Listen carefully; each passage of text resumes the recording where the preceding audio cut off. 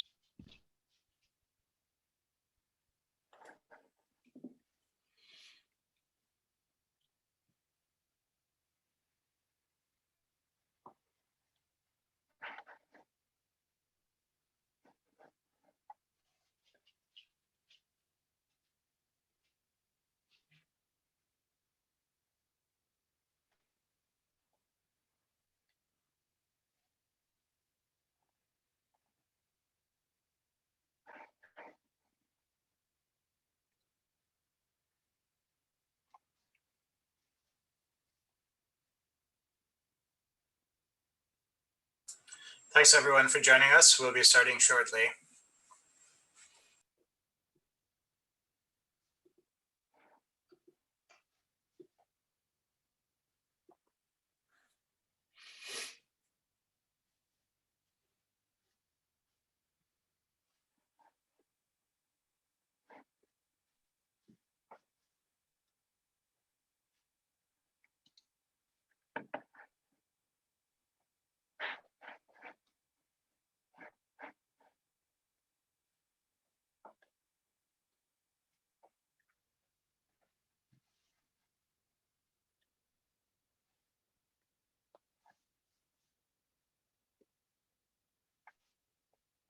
Okay.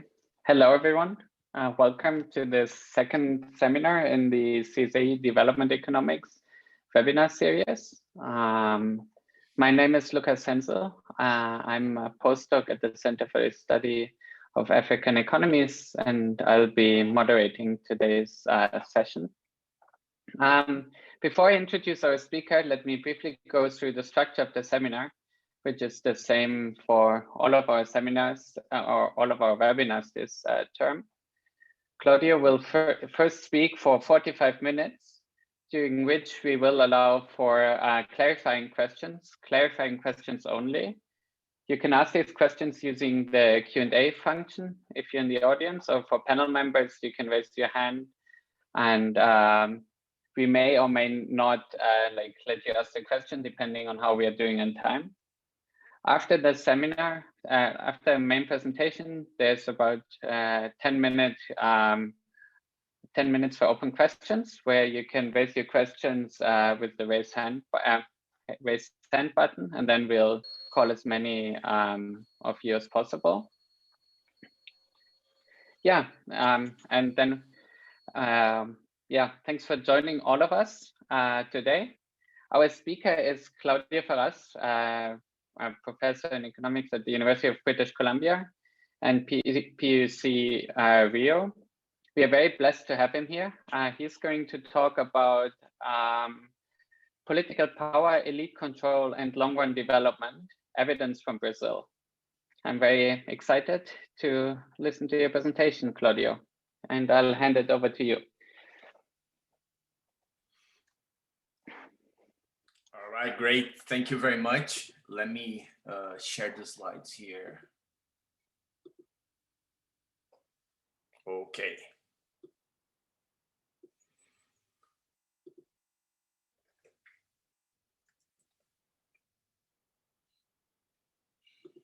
Let me do the full screen so everybody can see the whole thing.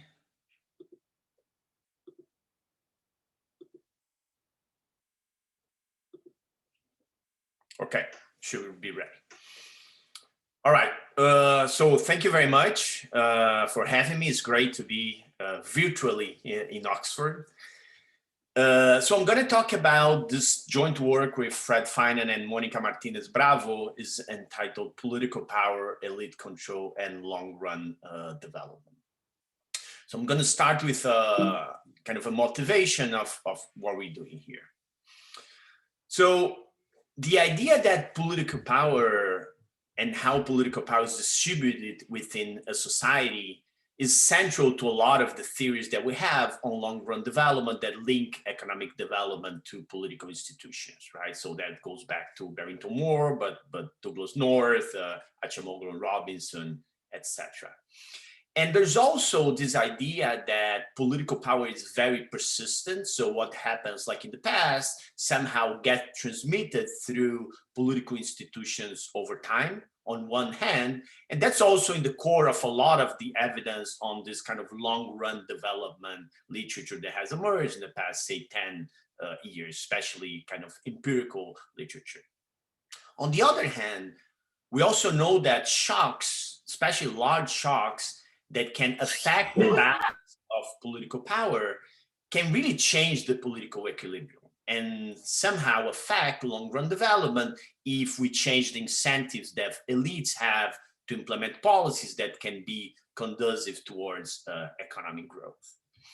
Now, although we have these ideas, empirically, it's really challenging to document these changes over time. Most of the empirical literature that we have on long-run development is really about something that happens way in the past and then tracing the effects of that like in the future without kind of knowing what happens in between.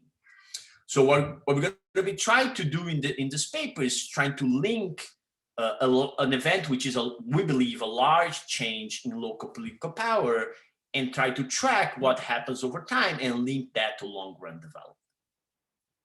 So specifically, what we're doing is that we're going to be looking at changes in the concentration of local political power in Brazil. We're going to be looking in a period between the mid-1940s, specifically 1947 until the 2000s, so kind of a long period. And this is a context where historically traditional land-owning elites really dominated state and municipal political power.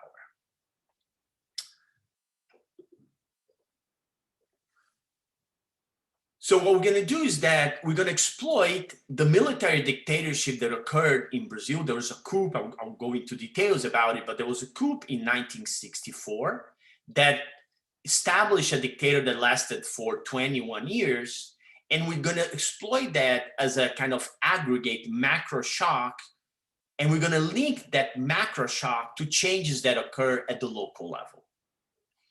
And the reason why the military dictatorship had an effect in local political distribution of power is that the military viewed the traditional elites, especially kind of backward land-owning elites in more rural areas, as an obstacle for economic development. That's pretty much documented in a lot of the historical, sociological, and political science literature in Brazil.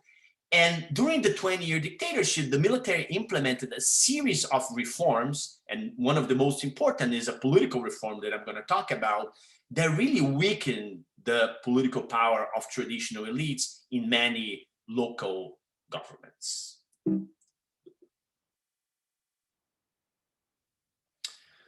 So we're going to show that municipalities that has initial levels of high concentration of political power, despite starting poorer, they're going to become relatively rich in the long run. So we're going to document a reversal of fortune in terms of economic development.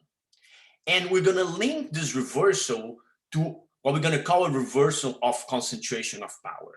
So we're going to show that more concentrated municipalities, I'll tell you in a second how we measure concentration, because that's going to be key as a contribution of the paper. So more concentrated political power, those places are actually going to become more competitively over time.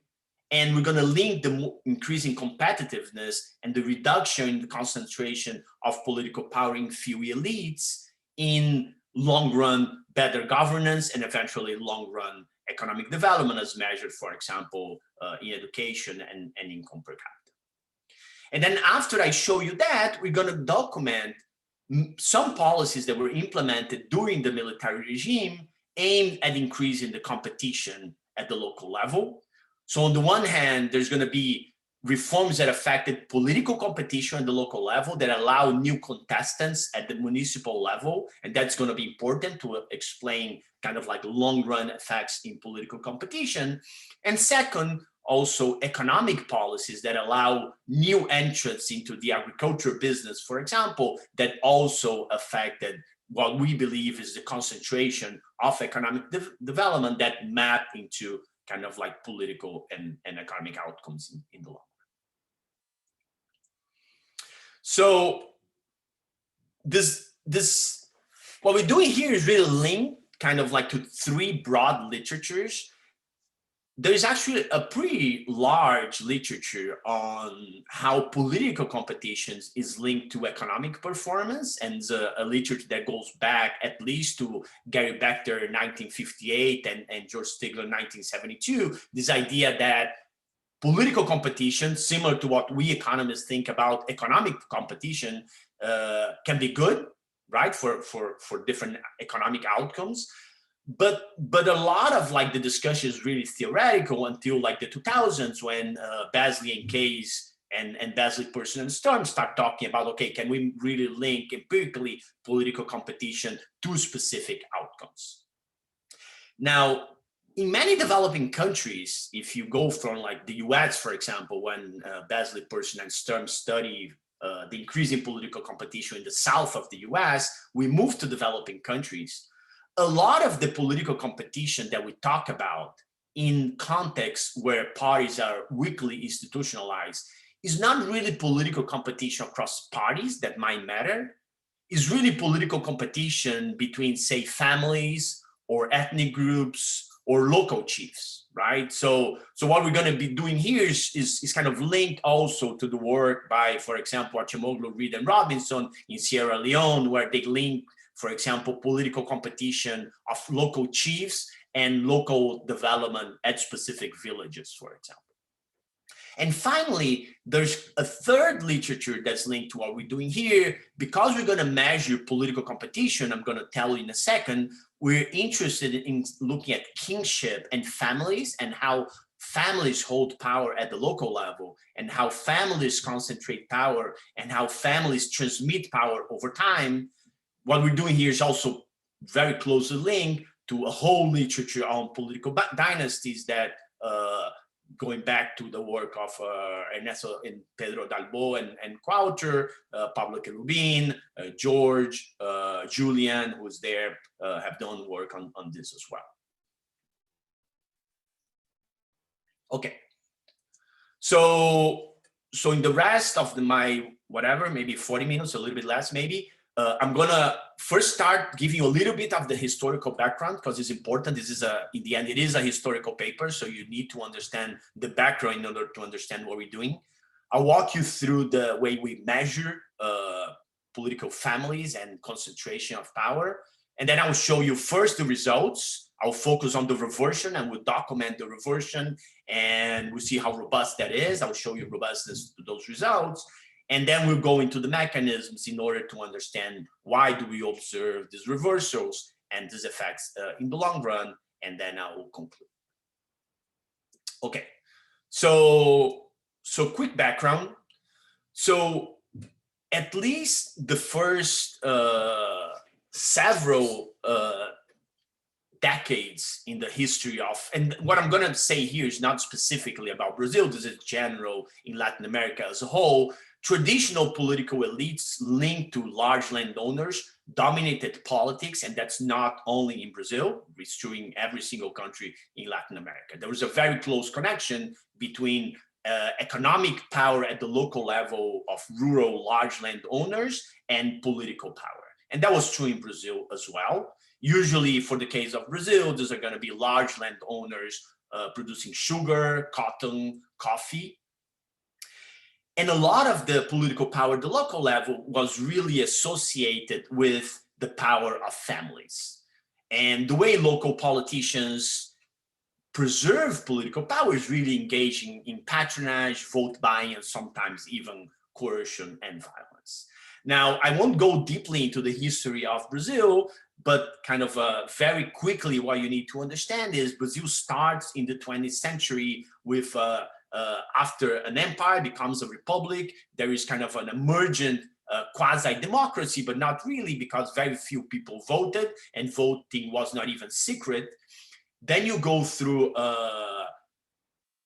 first dictatorship that ends in 1945. So the way to think about it is the first time Brazil really had free and fair elections really starts after 1945, which is the period that we start our analysis and is where you have local elections, then we have data to see who are the mayors that are elected in a secret ballot with actually political parties functioning. There's a period of stability between 1946 and 1960, which is what we call kind of pre-dictatorship period, which is the first batch of data that we have.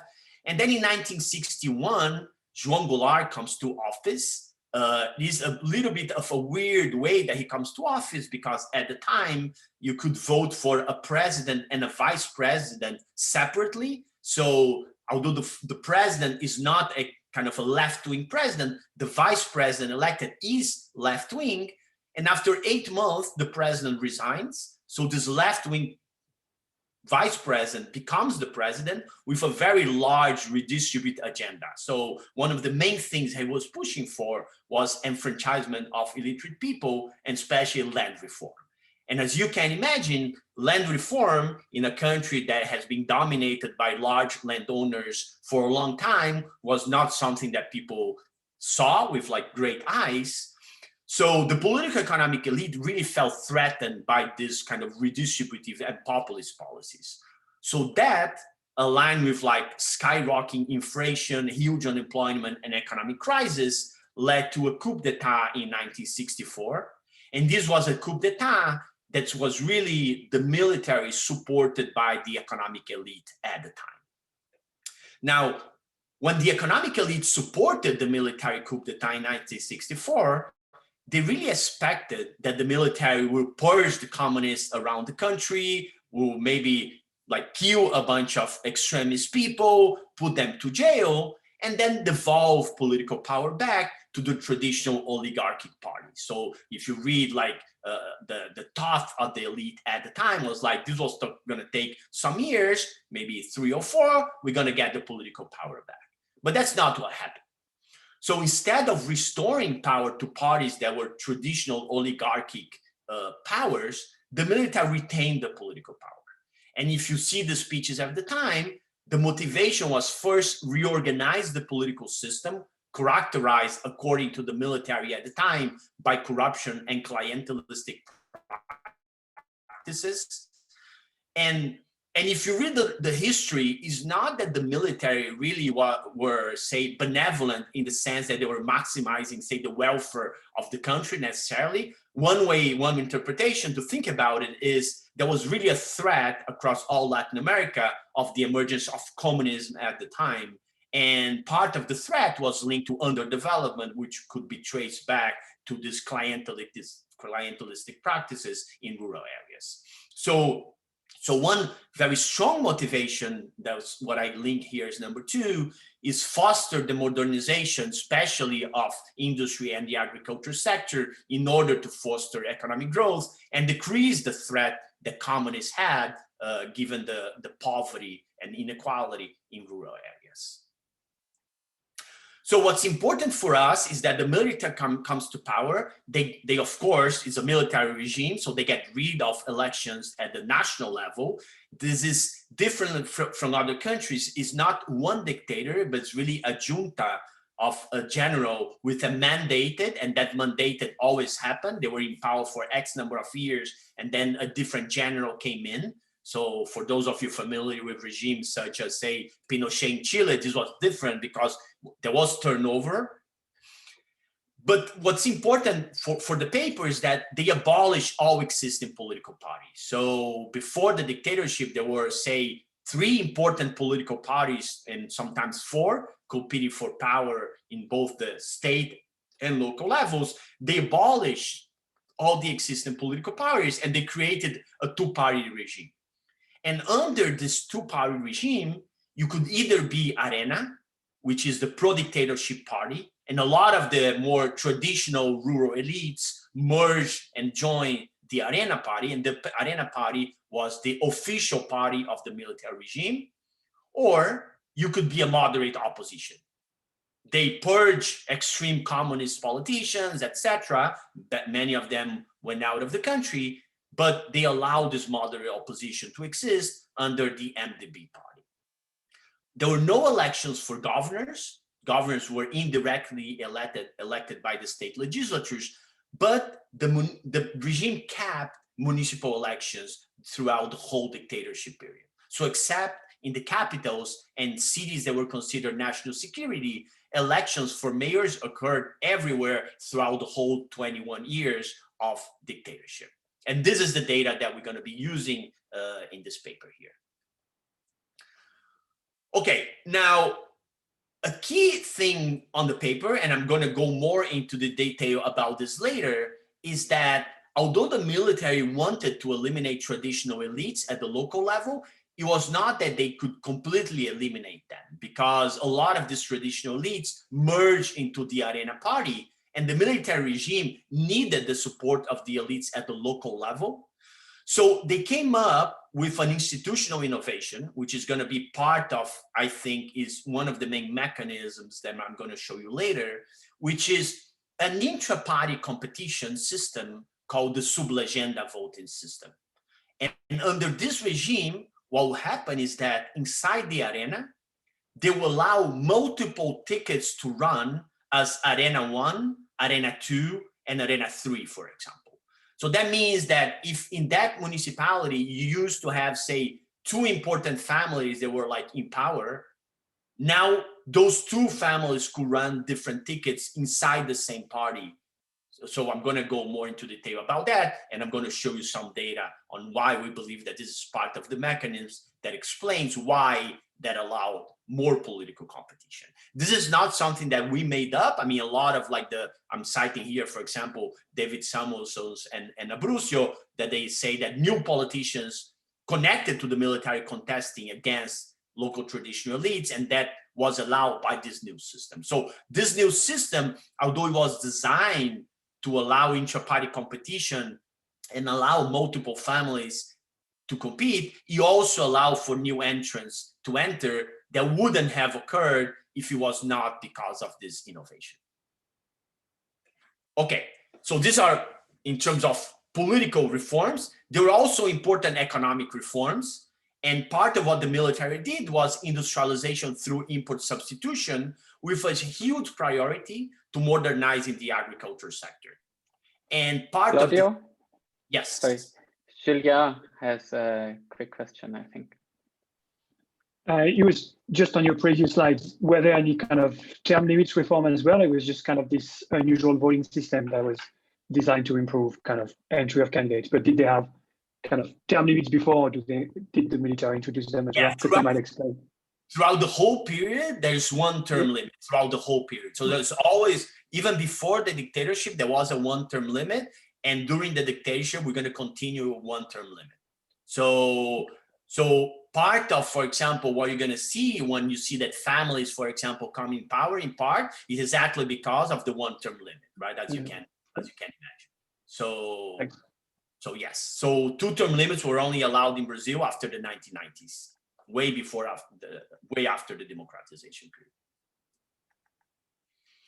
Okay, but what's important here in terms of the economic policies is because the focus was import substitution, and that was linked to the modernization of the agriculture sector, the military needed kind of modern farms to be working. So the idea was we're going to, for example, produce our own tractors or produce our own fertilizers, but we're going to close the market and not import those things. But then if we're going to have promoting industry on, say, tractors, on fertilizers, we need modern farms demanding those things. And a lot of the backward farms that existed at the time didn't use tractors or didn't use enough fertilizer. So part of the idea was we needed, or they needed, to modernize the agriculture practices. And that was achieved especially using a lot of government credit. So there was a lot of agriculture credit distributed during, say, the 1970s of Brazil that was exactly linked this modernization, right? So many of you that know, for example, the boom of soybeans in Brazil that occurred, this really started back then in the 70s with this kind of modernization of the agriculture, okay? All right. So let me then, this is kind of a broad description. We can go more in details as I show you the results. If you have questions about specific policies and things, we can always go back to that.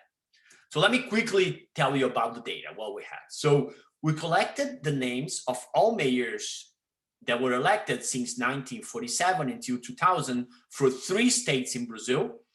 The only restriction here is these were the 3 states that were able to get this back to the 1940s. At the time that we started this project, actually now we're able to have a couple of more states, but we don't have the results for that. But at the time, we only were able to get that for 3 states, Ceará, Minas Gerais, and Paraíba.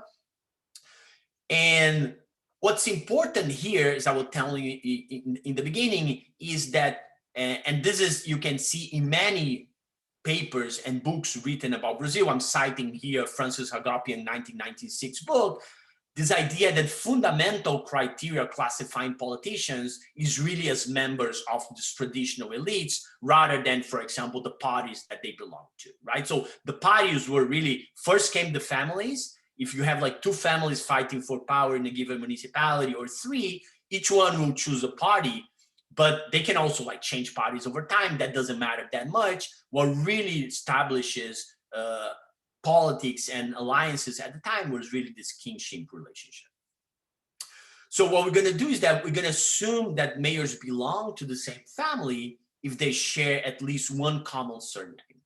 So similar to other countries in kind of Latin descendant countries, usually people have 2 surnames, the mother's surname and the father's surname, and you pass the father's surname over time. So of course, there are going to be some type 1 and type 2 errors on the things here that we're going to be doing. So this is a map for those of you that don't know Brazil. These are the 3 states that you have data on. Minas Gerais is kind of a well-developed state in the center, and then we have data from 2 poorer states in the Northeast. The nice thing about having Minas Gerais is that it's also a state that have a lot of variation in terms of economic development. You have more development municipalities in the south, near São Paulo, and poorer municipalities, say, in the north, near Bahia, for example. So there's a lot of variation in terms of economic development. So here's an example of the type of data that we have and how we code family identifiers. So here's one example of municipality of Canandaí, Minas Gerais. So each row here is one election. at the time, before the 1970s, each state had elections at different years. So in some states you had, say, 6 elections before the coup. In other states you had 4. That's why there is some variation here. So these are the names of the politicians elected, for example, in Canadaí. And you can see that, for example, the surname Pereira appears in every single election before the dictatorship, and that he only appears in one election during the dictatorship until 1982, and then he disappears after the dictatorship once Brazil transitions into democracy. So in our measure, for example, if you think about what's the concentration of political power in this municipality, this will be a municipality that's very concentrated because the Pereira family basically were in power in all elections between 1947 until 1962. Now, of course, I'm just going to say in advance that you might say, for those that, for example, know Brazil, know that Pereira is a well-common name. So it might well be that these Pereiras are not the same family. It just happens that they have the surname. So one robustness that we do in the paper, I'm not going to show you, but all the results are robust to like throwing out all the most common surnames, such as Pereira or Silva, or like common surnames are very common, and not assume that those people are from the same family and just work with the less common surnames. All the results will go through if we do that, okay? So what we're gonna do is that we're gonna measure an index of political concentration. This is gonna be a Herfindahl index. So go back to here, we have 4 elections. So the question is, if we want to calculate a Herfindahl index for the pre-dictatorship period, is what share of the time a given family was in power. So we're going to count the number of elections that family I was in power, divide by the total number of elections that you had in the period. So in the previous example, we had 4 elections. So this is the share of time that Pereira was in power, for example, and square those shares. That's going to give us the Herfindahl index for political concentration. And then we're going to do that for the pre-dictatorship period. This is going to be our key variable. So what we're going to be interested here is linking pre-dictatorship political concentration with long-run things, both economic. Claudio? Yes. Kate Ocken has a question to ask. Sure. Sorry, it wasn't the specific thing. It was a broader one of so just about external validity. What so obviously the change in concentration is of a particular form resulting from the dictatorship. What do you what kinds of other changes in concentration and in power does this tell us about, and what kinds of changes would you say this isn't valid for drawing conclusions about? So, does this only apply to changes in concentration that occur because of military power, or do you think you can draw broader conclusions from? So Kate, I think that's a great question, but I would rather, can we do that in the conclusion? Because I think that's kind of the conclusion, right, of the paper, kind of thinking about, okay, what can we learn for this after I show you the results and we go through. So I'd rather do that in the conclusion, if that's okay with you. Sure. Okay.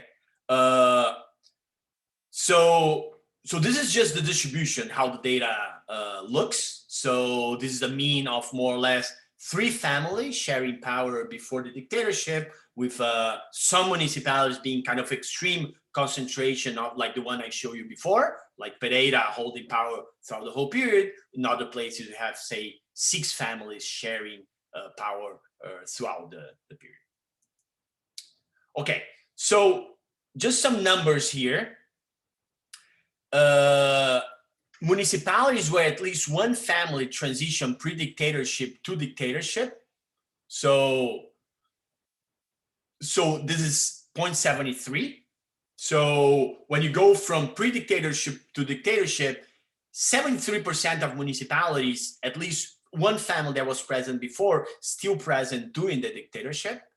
But once you go transition pre-dictatorship to the democracy, right, after the democratization, this way goes way less, right? So over time, just say the time series of the thing, you can see that there is less survival. What we're going to be looking is trying to see whether that's linked to initial concentration of political power over time. Okay, So I'm going to show you regressions that look like this, okay? We're going to have an outcome in municipality I. So I'm going to start showing you the reversal. So think about, for example, economic development today measured by income per capita as the dependent variable. So this is in municipality I in state J, and regress that against a measure of pre-dictatorship political concentration before the dictatorship. And we're going to have state fixed effects just to account for the difference across these three states that we have. And then we have a lot of municipality level controls. And the idea of these municipality level controls, of course, is to be able to control for things that we believe can be the things that affect political concentration, right? As I'm going to show you in a couple of seconds, a table that determines what affects political concentration. We're going to control for a lot of these things. And the idea is controlling for these things, we believe that we're capturing the relationship of political concentration with economic development. So I'm going to start showing you this kind of, you can think of this as reduced form kind of relationship. And then I'll dig into explaining these long-term patterns and how can we explain these long-term patterns with changes in political competition over time and with specific policies. Okay, so before I show you the results, what determines this political concentration, right? And this is really the usual suspects, right? So in the sense that places that are smaller in terms of population are places that are more politically concentrated. So here I'm showing you, for example, pairwise correlations between political concentration and data from the 1940 census. So if we measure concentration between 47 and 1964, I'm regressing that against characteristics in the 1940 census. What places are more concentrated? Where are places where agriculture is more important? Places that are poorer? Here, important that we don't have data on income per capita in 1940. So we're going to proxy for economic development when I say, for example, places that are poorer by the log of rental prices that we have from the economic and the ag census in 1940. And this is, there's a high correlation between rental prices, both for farms and urban rental prices with, say, income per capita, even today, if you run that regression in the census. And then there's also a strong correlation between a measure of sugar and cotton production per farm in 1940. So places where you have more sugar production or cotton production, which means that also those things are important in that municipality and maybe more concentrated, that also determines political concentration.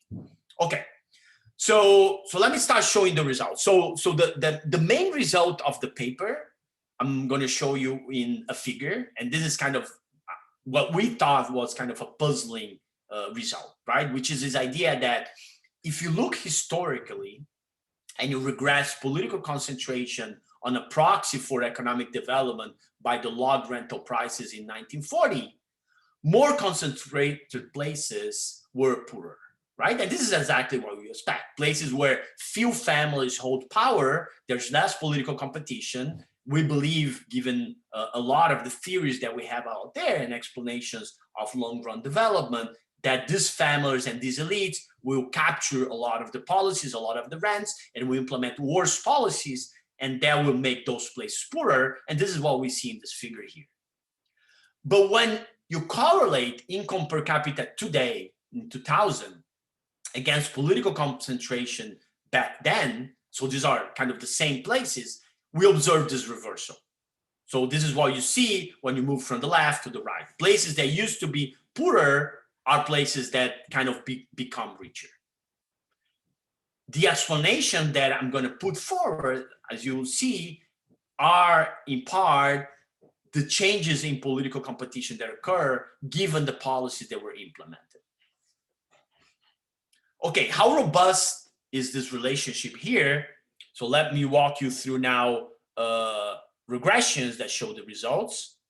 So I'll start with exactly the same thing that I showed you before, which is kind of the contemporaneous relationship between log rental prices in 1940 1940 and pre-dictatorship. So this is kind of the first figure that I showed you before. Okay, and this is this coefficient here, right? So regressing log rental prices in 1940 on a measure of political concentration, there's this negative relationship, and this is true after you control for a bunch of stuff like geographic controls, demographic characteristics, and state fixed effects. Maybe you don't like rental prices and you say, oh, this is not a perfect measure of economic development. In fact, it's not, especially in places where you can have insecurity in the property rights for lands. So you can use another different measure in column 2. We use the share of workers that work, say, in manufacturing and services as a share of employment as a proxy for economic development, and you see more or less the same pattern, okay? So what's the magnitude of this coefficient here is municipalities that had one family in power, pre-dictatorship. If you compare those and you move one family in power to 3 traditional families in power, there's a difference in 40% in log rental prices. Okay, so just to benchmark, what are we talking about here? One important thing is if you look at column 3 and you establish the same relationship, so we look at today, what's the relationship between concentration of power today and economic development today? Well, it's also negative. It's not that today places that are more concentrated are richer, they're also poorer. That's column 3. But if you correlate economic development today, that's column 4, with pre-dictatorship concentration in the 40s and 50s, this is where you find this reversal. So this is the coefficient 0.117 that you see here. And this is true in column 5, even if you control for a bunch of stuff that you saturate more the model with more characteristics than we had to begin with, okay? So main point is that— Very quickly, you have about 10 minutes left, just as a benchmark. Sure. Okay. So how robust is that? It's pretty robust to controlling for a bunch of stuff. Soil quality, agricultural production, political controls if you worry about political parties, land inequality, etc. So this is just showing you that this reversal is super robust to control to as much stuff as you can, including both economic institution and political characteristics. Okay, how do we get there? So as I told you in the beginning, we believe that this reversal is linked to increases in political competition. So places that were initially more concentrated, given the changes that occurred during the military regime, generated more political competition at the local level. So what I'm going to show you here are different ways to see this reversal in political competition. So in column 1, I'm going to first show you political concentration of families and relate during the dictatorship political concentration in column 1 against pre-dictatorship. So there is some persistence of places that used to be few families. Those who's correlated with having few families during the dictatorship, but that the relationship disappears if you then measure that after 1980s. So places that used to have fewer families do not have fewer families today. So this is column 2. Another way to look at this would be, so this is related to Julian's question, look at the re-election rate at the family level. So look at like a surname today. Is that surname the same in the next election? If you look before the dictatorship, of course, there's a very high correlation between pre-dictatorship average re-election rate with concentration. During the dictatorship, this relationship still is there, but in the democratic period today, this relationship disappears. So places that used to be more concentrated are not places that today you observe the same families getting re-elected. Finally, if you look at measures of political concentration today, so let's take the 2000 election, for example, and calculate a Herfinell index on votes for mayor local councillors, what you observe is a negative relationship in columns 6 and 7 between political concentration today and the concentration of families before the dictatorship. So what this table is telling you is that there seemed to have happened a change over time in places that used to be more concentrated on generated more political competition today.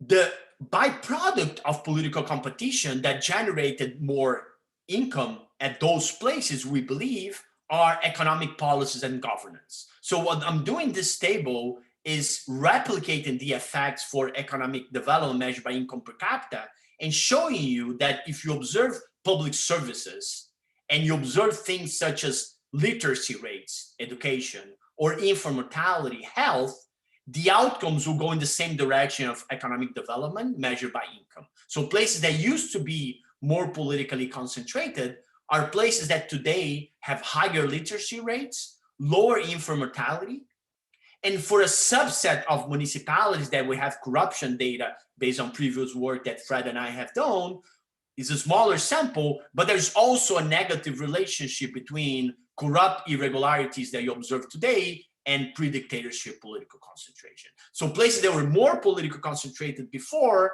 they seem to become more politically competitive. They seem to have higher literacy rates, lower infant mortality, lower corruption, and higher income per capita. Okay, so in the next, 5-6 minutes that I have, let me show you what we believe are the mechanisms that generated this kind of reversal in political competition and reversal in economic development. And we believe this institution of the sub-legenda voting system was a central part of this component.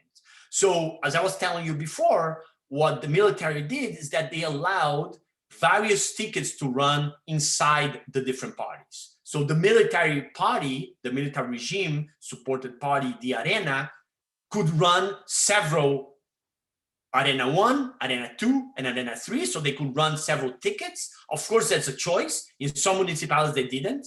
In other municipalities, they run 2 tickets, and in other municipalities, say they run 3 tickets. And that depended on the need to accommodate the elites on one hand. If you have, for example, 2 families, each family will run as, say, Arena 1 and Arena 2, but also the military supported the entry of new people less connected to the original elites in these places. And this regime allowed these people to run for office that would not have been possible if you could only run, say, 1 candidate in that specific place. So this is just a node record showing you, for example, how the system works. So here you have Arena 1 and 2, and the way it works is you add up the votes of Arena 1 and 2, and then compare those votes with the opposition party, the MDB, and then the person had got the most amount of votes, in this case, Arena 1, Neri Zellman, was elected as mayor of this locality. Claudio Julia has a quick question, I think. Yeah, Claudio, just quickly to understand. So who decides whether to have 1, 2, or 3 lists? Is this some sort of like, is this the local party that decides, or like if the families can coordinate, then they run multiple lists? Or? Yeah, so the local party, each municipality, we have a representation of the party. And in order to run in the list, you needed 10% of minimum of the votes. So suppose like it worked like a primary, right? So you needed 10% of the votes of the local council of the party at the local level, which were representative of the parties, right? And if you had that, then you can run 1 ticket. So a lot of times, if you read like the history and sociology and political science, what they'll say is a lot of times the military will go in and will put people inside the party in order to have, say, 1 candidate supported by them and try to break the political power at the local level. Okay. So if you run a regression about did in that municipality any sub-legenda, which is the sub-ticket, was used, there is a correlation between how concentrated the place was before and the use of this sub-legenda, especially so, like we show in column 2, for the Arena party, not for the opposition party. So the Arena party was more likely to run a sub-ticket in places that used to be more politically concentrated. So that's a result number 1. If you try to see, and we look, say, in the 1976 data when we have kind of vote shares, and you can compare what type of candidate was running, there's a correlation between the concentration before and only traditional elites running under the sub-legenda system, right? So it seems to be the case that in more politically concentrated places, only traditional elites running decreases, while traditional and non-traditional elites running, as we show in column 3, tend to increase. So it's the idea that not only you have this sub-ticket system, but if you look at the names of who's running under at least one of these tickets, it seems to be placed not associated with families that used to hold power in that municipality, okay? To finish, a couple of minutes, of course, as I was telling in the beginning, is not only about political institutions. So we believe that this political reform was really important to increase political competition, but complementary to this reform, we believe economic policies were also important that foster competition at the local level in the agriculture sector, especially so because there was a strong link, as I was telling in the beginning, between important agricultural landowners and politics. So fostering competition at the agriculture and land also could have generated important consequences for political competition. So we focus on credit, and we show that if you look at the credit from the agriculture census that we have data on the amount of credit that distributed. So this regression here that I'm showing you is for 1980, but you have the same results for 1970. And there is a close relationship between policies targeted to places that used to be more concentrated. So places that were more concentrated received way more credit from government-owned banks, as shown in column 1, but not from private banks. So it was not that these places were more profitable, it's somehow the regime was fostering the modernization of these places, distributing more credit. And what we observe is that associated with more credit in column 3, there were new producers at the local level when you look at the number of farmers that were producing. So you just look at the number of farms and you see an increase in the number of farms producing in a given municipality in places that used to be more concentrated. Finally, of course, there were a bunch of policies aimed at modernizing the agriculture sector. As I told you in the beginning, this was linked to import substitution, but it doesn't seem to be the case that this modernization took place, especially so in places that used to be more politically concentrated. So if you regress, for example, agriculture inputs measured by the share of farms that had tractors, electricity, or that used fertilizer, we don't find massive effects correlated with political concentration. You have a positive and significant coefficient for fertilizer in column 3. The magnitude is not huge. It doesn't seem to be the case, as we show in columns 4 to 7, that also places that were more concentrated were places that completely changed the economic structure in terms of, for example, structural transformation of employment going from agriculture to manufacturing or services. There is some effect, but as you can see, the point estimates are pretty small. So I want to say with that, just to conclude, is that this long-term reversal, and I'm going to present here a regression that, I mean, suffers, of course, from the problems of bad control, but I'm going to control on the right-hand side for all the modernization that happened in these places, just to show you that the coefficient on the link between the reversal doesn't really move if we add changes in fertilizer, tractors, electricity, or employment composition that happened between the 60s and the 80s in these places. That doesn't seem to explain this reversal that we have then. So just to conclude, so we document, as I show you, this reversal in economic development and a reversal in political competition. We believe one of the main mechanisms is tied to this change in political competition that occur during the military regime by the implementation of the sub-legenda that allow people to enter politics that would not have been able to enter politics if this place was dominated say by one or two families.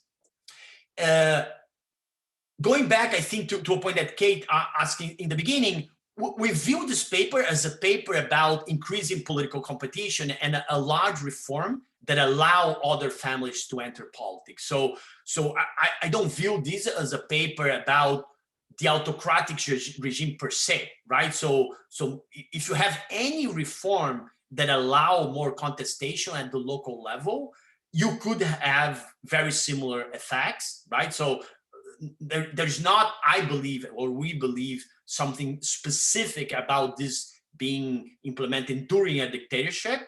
The way we view this is we're using this variation, but what really happened is allow other people to contest power in a context where it will be really hard to contest power against traditional elites. And finally, let me just end as a note, because this is a paper using variation during the dictatorship in Brazil, that we don't want to say at all that the dictatorship in Brazil was positive in any way. All we are saying here is relative terms, places that used to be more and less concentrated. The dictatorship in Brazil was terrible, similar to many other places in Latin America, tons of corruption, killings, tortures, etc. So this is by no means something saying positive things about the dictatorship. It's really just saying that reforms that were implemented that increased political competition, even if they're implemented in an autocratic regime like this, can have effects in the long run. And this is really, I think, the takeaway of the paper. So sorry, I took a couple of minutes more. I'll stop there. Thank you very much, Claudio. We'll now open the floor for questions. I realize that we technically only have 3 minutes, but we might go over a bit and to allow for a bit longer of a discussion. Should I start with share? Yeah, if you mind. Then yeah, that's great. Let's start with Chris Woodruff. Thanks, thanks, Claudio. Great, really super interesting and clear. I guess I'm a little puzzled by what the story is in a sense, because you're saying it's about local competition, local political competition, but the military did, you've told us the military and shown us the military did a lot more than that. It also provided, it basically went in to bust up the local elites. So there's sort of creating competition, but there's also stuff it did to bust up the elites. It gave them more credit. It may have done some things with land distribution and so forth. And those don't seem like they're about political competition. They seem like local political competition. They seem like they're about other ways that they tried to affect the development in those regions. And it's not clear. I mean, all what you presented is super clear, but it's not clear to me that it comes down to the story then that you're able to say this is about local political competition, because you've shown us that they did a bunch of other things. Yeah, no, I mean, that's part of the tension that I think we have in the paper, right?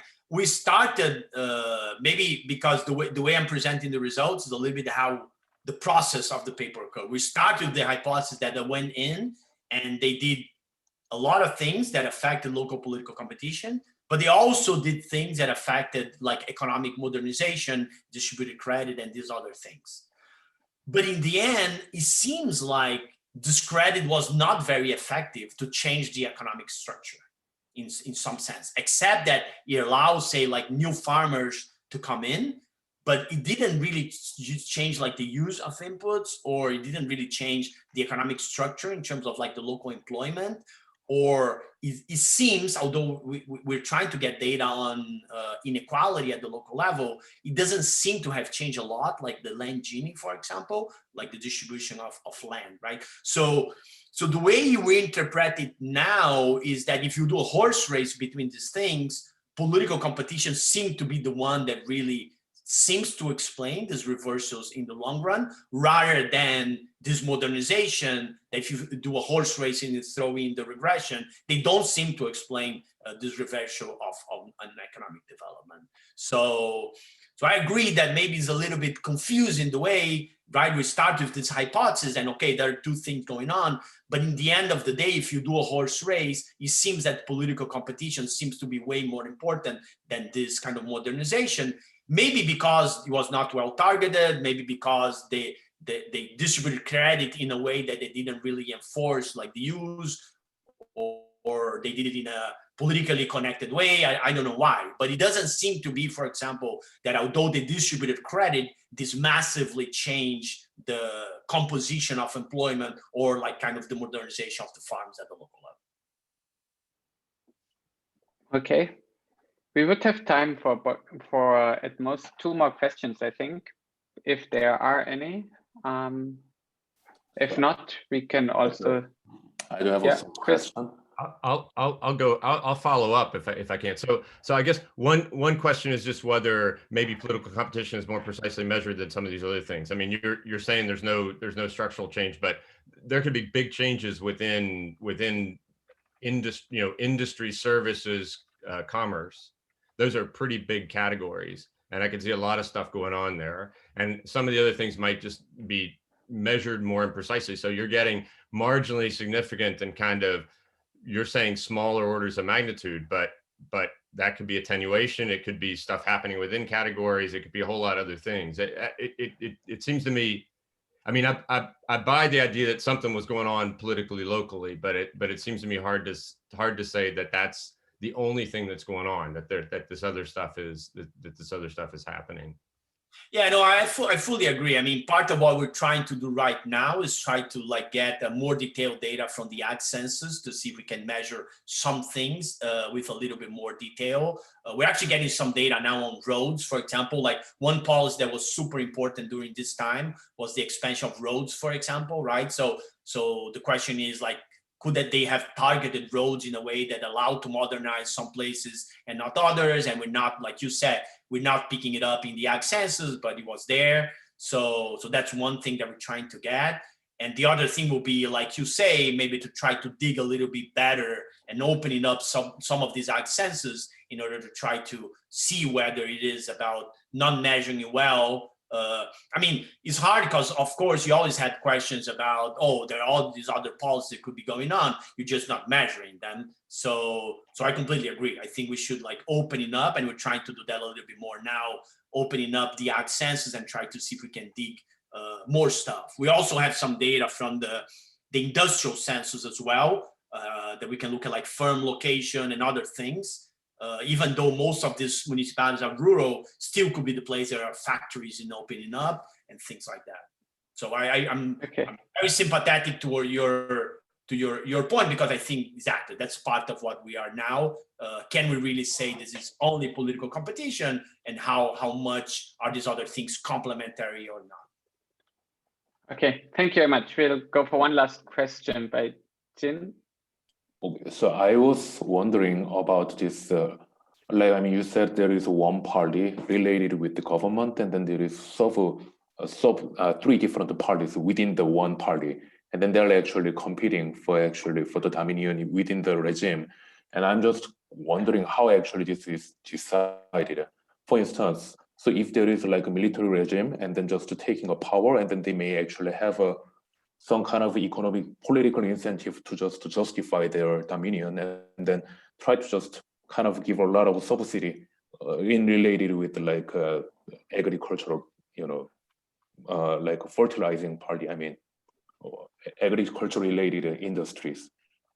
So I'm trying to say that there actually can be some political parties, some kind of incentive to justify their own regime, and then just kind of give a lot of like subsidy only specifically to the agricultural related activity. So that may actually drive what you are actually getting in your result. I don't know whether I'm actually making myself clear. Yeah, so I'm not sure I understood the question. So we are finding that more credit was transferred to places that used to be more concentrated, right? So okay. That, like I was telling Chris, that's part of the finding. Now, the point about the competition within party is that they allow multiple tickets to run, right? So they allow at the local level people to organize in different ways. So in some places, if you have like two families, then you're gonna have like two tickets within the same party. But in other places, the military will foster local competition, try to get like alternative candidates to run, etc. Right? So I mean, of course, this paper, the perfect data, which doesn't exist to do this paper, would be if we're able to know who are the farmers, right? Are they getting credit, and which party they're running from? And then we'll be able to link the political competition, the economic competition, and the policies, right? That data doesn't really exist, so we only have things at the aggregate level. So there is a little bit of a leap of faith here when we're trying to say, look, this credit was distributed. It seems to be going kind of like newer elites and not kind of the old traditional elites. But there is a little bit of a leap of faith, and we're based on history and sociological literature here to make the point. We don't have data on who specifically were getting credit. Okay. Thank you, everyone, for asking the questions. Thank you, Claudio, for presenting today. I hope we ran 5 minutes over. Sorry for that, but I hope the Q&A was interesting to everyone. Let me just remind everyone of next week's seminar. Jenny Aker from Tufts University will present on the on harvesting the rain, the adoption of environmental technologies in the Sahel. At the same time, 4 p.m. British Standard Time. Yeah, look forward to seeing you then. Thank you very much, Claudio. Thanks, Claudio. Great job. Thanks, Claudio.